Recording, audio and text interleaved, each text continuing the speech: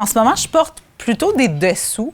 C'est ça, c'est l'équivalent de sous-vêtements d'époque, essentiellement. Je m'appelle Audrey Wilhelmy.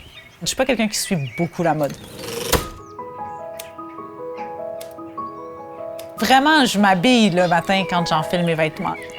C'est vraiment pas des déguisements pour moi, parce qu'ils remplissent des fonctions utilitaires.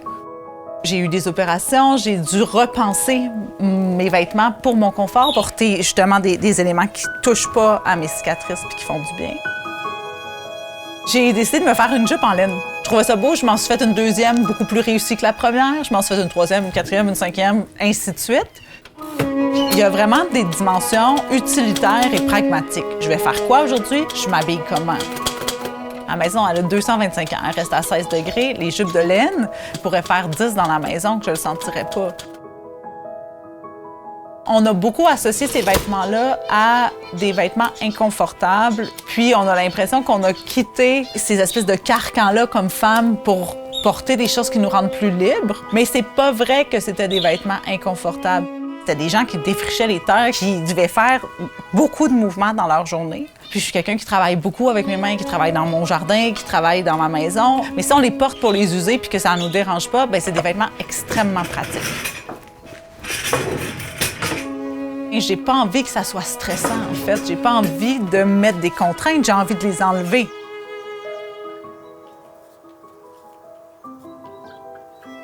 Puis la dimension esthétique, c'est sûr qu'elle est centrale. Tout ce que je place autour de moi, j'ai besoin que ça nourrisse mon imaginaire.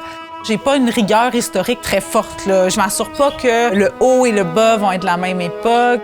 Je suis vraiment pas intéressée à me coincer à quelque part d'autre historiquement. Ça serait vraiment absurde.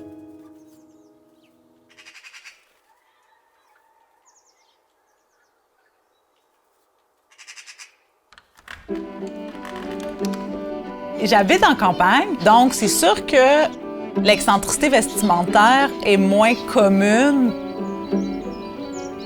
Mes voisines, ça fait 2 ans qu'ils voient comment je m'habille. Ben, écoutons, ils me disent bonjour, peu importe, je t'habille comment.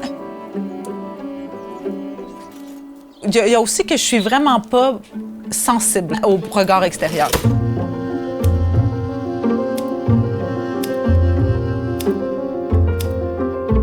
En moyenne, 8 à 10 semaines pour avoir un vêtement. D'un côté écologique, c'est sûr que ces robes-là sont pas produites de la même façon que des T-shirts à 7 $ puis tout ça.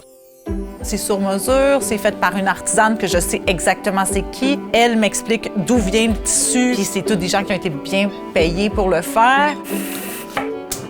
Bien, c'est sûr que c'est pas tout le monde qui peut se permettre, mais il y a aussi beaucoup de monde qui peuvent se le permettre. Je voudrais absolument pas qu'on retourne à une époque où tout le monde est obligé de s'habiller comme je suis habillée, là. Vraiment pas. Ce que je voudrais, c'est que les femmes qui m'écrivent « Oh mon Dieu, je trouve ça tellement beau, j'oserais jamais porter ça », se disent « Mais pourquoi j'oserais jamais porter ça? »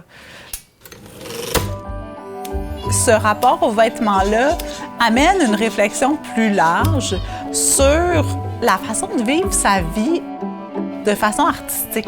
La vie est une performance, peu importe. Bien, finalement, de faire le choix que cette performance-là me ressemble à moi et pas nécessairement aux attentes des autres.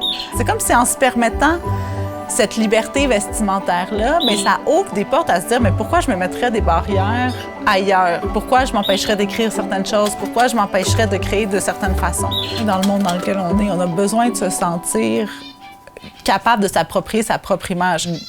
Ils font trop de bruit, ça me stresse.